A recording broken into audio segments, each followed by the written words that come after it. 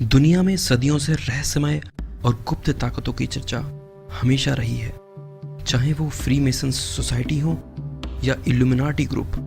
कथित तौर पर माना जाता रहा है कि हमारे रोजमर्रा के जीवन को निर्धारित करने के पीछे इन्हीं गुप्त ताकतों का हाथ है।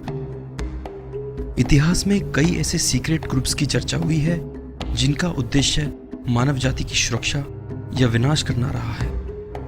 आम इंसान अपने रोजमर्रा के कामकाजों और अपनी सीमित सोच के बंधन में इन सभी बातों पर शायद ही गौर करता है। हम इन सभी सीक्रेट ग्रुप्स को पूरी तरह सच तो नहीं मानते, पर पिछले कई दशकों में सामने आए गुप्त ताकतों के किस्से सुनकर हम इन्हें अनदेखा भी नहीं कर सकते।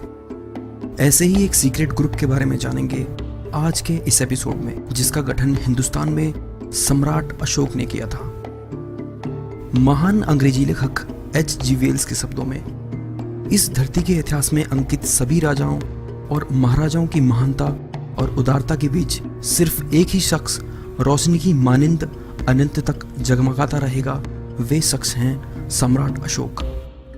हर हिंदुस्तानी के गर्व के पात्र सम्राट अशोक ने सारे के सारे भारतीय उपमहाद्वीप पर 300 ईसा पूर्व से 232 ईसा पूर्व तक राज किया। इनकी कई कहानियों का उल्लेख दिव्य वदान और महावंशा किताबों में दिया गया है। अशोक स्तंभ सम्राट अशोक की आत्मा को संजोए भारत की शान का प्रतीक बनकर अपनी महानता का डंका पीटता रहा है। लेकिन क्या आपने कभी सम्राट अशोक से संबंधित ऐसी कोई कहानी सुनी है? एक ऐसी कहानी जो शायद आपको सम्राट अशोक के व्यक्तित्व के बारे में एक ऐसी जानकारी दे जिससे आप उनका और अधिक सम्मान करने लगेंगे। यह कहानी है महान सम्राट अशोक द्वारा नियुक्त किए गए 9 उन अज्ञात लोगों की, जिनको 9 किताबों को संरक्षित करने का कार्य सौंपा गया था। इन 9 किताबों में 9 अलग अलग प्रकार की विद्याओं का विस्तार से वर्णन किया गया है। इनका काम इन पुस्तकों को गलत हाथों में आने से बचाना था। ये 9 लोग दुनिया के अलग अलग कोनों में भेजे गए थे। बड़े ही शांत और मौन रहकर ये 9 लोग दुनिया में आए कई दशकों के बदलाव को देखते आए हैं।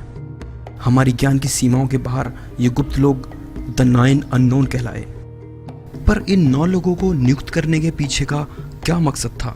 सम्राट अशोक को ऐसा क्या लगा जो उन्होंने इन 9 लोगों को नियुक्त किया? आइए जान लेते हैं।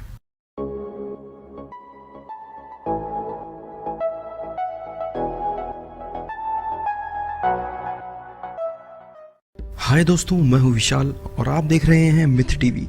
स्वागत है आपका फिर से एक और नए एपिसोड में। दोस्तों, पिछली सीरीज टाइम ट्रेवल पॉसिबिलिटीज पर आधारित थी।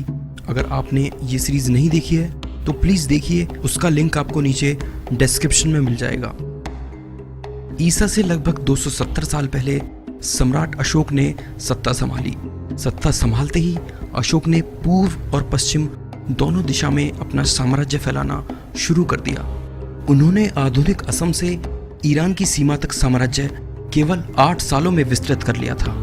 अशोक ने अपने राज्याभिषेक के 8वें वर्ष यानी 269 ईस्वी पूर्व में कलिंग पर आक्रमण किया। 13वें शिलालेख के अनुसार कलिंग युद्ध में 1,50,000 व्यक्ति बंदी बनाकर निर्वासित कर दिए गए थे और 1 लाख लोगों की हत्या कर दी गई। सम्राट अशोक ने इस भारी नरसंहार को अपनी आंखों से देखा। इससे द्रवित होकर अशोक ने शांति, सामाजिक प्रगति और धार्मिक प्रचार किया। कलिंग युद्ध ने अशोक के हृदय में महान परिवर्तन कर दिया था। उनका मन मानवता के लिए दया और उदारता से भर गया। उन्होंने युद्ध क्रियाओं को सदा के लिए बंद करने की प्रतिज्ञा की और बौद्ध धर्म अपना लिया। यहाँ से आध्यात्मिक और धर्म विजय का युग शुरू हुआ। बौद्ध धर्म अपनाने के बाद अशोक ने उसे अपने जीवन में उतारने की भी कोशिश की। उन्होंने शिकार और पशु हत्या करना छोड़ दिया। जन कल्याण के लिए चिकित्सा, पाठशाला और सड़कों आदि का निर्माण करवाया गया। बौद्ध धर्म के प्रचार के लिए अशोक ने अपने प्रचारक नेपाल, श्रीलंका, अफगानिस्तान, सीरिया, मिस्र और यूनान तक भेजे। पर इन सभी के साथ अशोक ने यह भी माना कि मानव जाति अपने बुद्धि और बल का प्रयोग करना जानती है और इसे वह अच्छे बुरे दोनों तरह के कामों में प्रयोग में ला सकती है। साथ ही साथ इंसान विज्ञान और तकनीक का उपयोग मानव जाति के विनाश के लिए भी कर सकता है।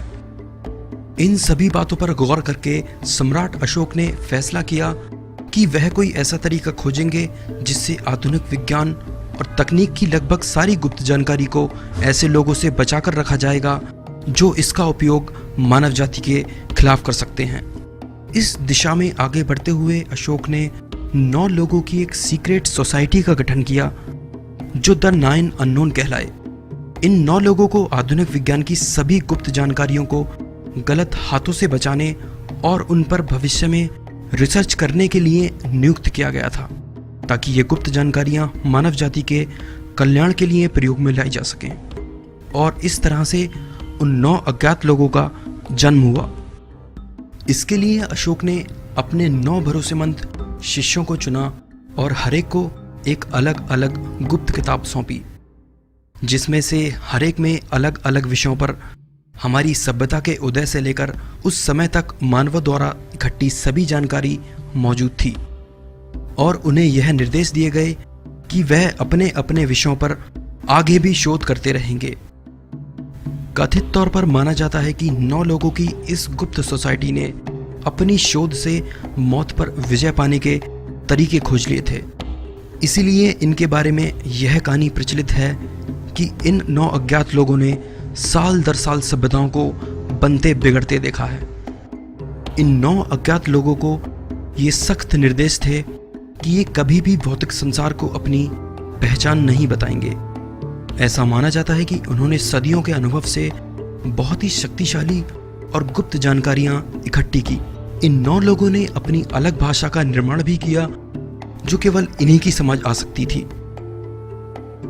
इनके बारे में यह मिथक भी है कि इन 9 लोगों ने कभी भी प्रत्यक्ष रूप से मानव जाति के लिए किसी काम में कोई भूमिका अदा नहीं की, सिवाय उस समय के जिस समय मानव जाति को किसी चमत्कार की जरूरत थी। यह 9 लोग 9 अलग अलग प्रकार की विद्याओं के लिए जाने जाते हैं, जिनमें से कुछ जानकारियां उन विषयों पर हैं जिनके बारे में अभी मानव जाति को पता ही नहीं है, यानी ऐसे विषय जो हमारी विज्ञान की सीमाओं के बाहर हैं। आइए जानते हैं उनमें से कुछ विषयों को जिनके बारे में हमें पता है। Psychological warfare and human brain wash, एक प्रकार का विज्ञान जो जन समुदाय को बदलने यहाँ तक कि पूरी की पूरी मानव जाति का ब्रेन वॉश करने की ताकत रखता है और हमेशा से मानव जाति के लिए एक बड़े खतरे के रूप में देखा जाता रहा है। साइंस ऑफ किलिंग, दूसरा विषय भी इतना ही घातक है, जिसमें कई तरह के जहर बनाने की जानकारी दी गई है जिससे इंसान को पलक झपकते ही मारा जा सकता है। साथ ही मानव शरीर के उन प्रेशर पॉइंट्स की भी जानकारी दी गई है जिन्हें छूने भर से इंसान मर सकता है। माइक्रोबायोलॉजी, तीसरी किताब में सूक्ष्म जैविकी यानी माइक्रोबायोलॉजी की बेहद बारीक जानकारी को शामिल किया गया है, जिसमें ऐसे रोगाणुओं को जनित करने की जानकारी दी गई है जिनसे ऐसे भयंकर रोग पैदा किए जा सकते हैं कि पूरी की पूरी मानव जाति का अंत किया जा सके। अल्केमी, चौथा विषय अल्केमी का है, जिसमें धातुओं को सोने में बदलने और अमर होने के लिए बनाए जाने वाले गुप्त रसायनों की विस्तार से जानकारी दी गई है। अल्केमी एक समय में पूरे यूरोप में काफी प्रचलित थी। कम्युनिकेशन, पांचवा विषय अलग अलग तरह से कम्युनिकेशन करने पर आधारित है। ऐसा माना जाता है कि इसमें उन गुप्त भाषाओं की जानकारी है जिनसे मानव एलियंस यानी परग्रही जीवों से बात कर सकता है। यह तरीका 237 ईसा पूर्व यूरोप और अन्य इलाकों में काफी प्रचलित था, जिसमें कुछ लोगों का दावा था कि वो एलियंस से भी बात कर चुके हैं।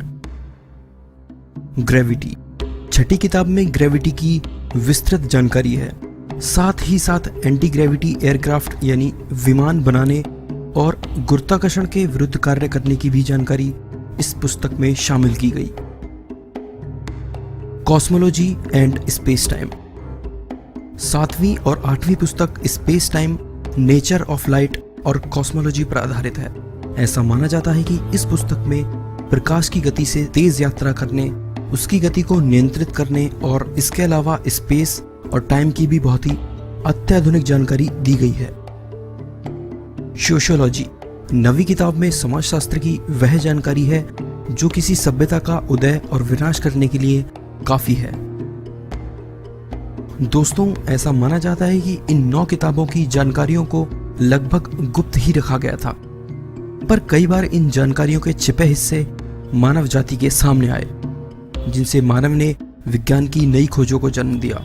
स्पेस टेक्नोलॉजी, मेडिकल उपलब्धियां और कई तरह के मार्शल आर्ट इन्हीं 9 किताबों के विषय पर आधारित हैं। ऐसा मानना गलत नहीं होगा कि वे सम्राट अशोक ही थे जिन्होंने एक ऐसे दल की स्थापना की जिसे पश्चिम में इल्यूमिनाटी के नाम से जाना जाता है। माना जाता है कि 9 लोगों के धर्म की कोई पहचान नहीं बताई गई है, पर 9 अज्ञात लोग पूरे संसार की उन्नति के लिए समर्पित थे।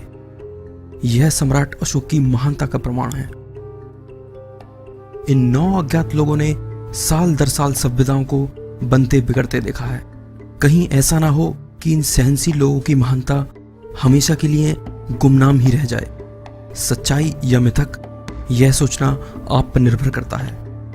यह कहानी काफी हद तक सच्ची भी लगती है और मिथक भी। अगर सम्राट अशोक ने कोई ऐसा कार्य किया था तो जाहिर तौर पर दुनिया के इतिहास में वे सबसे महान शासक थे। ऐसे बुद्धिजीवी शासक जिनकी सोच आम मानव की सीमाओं से कहीं परे थी।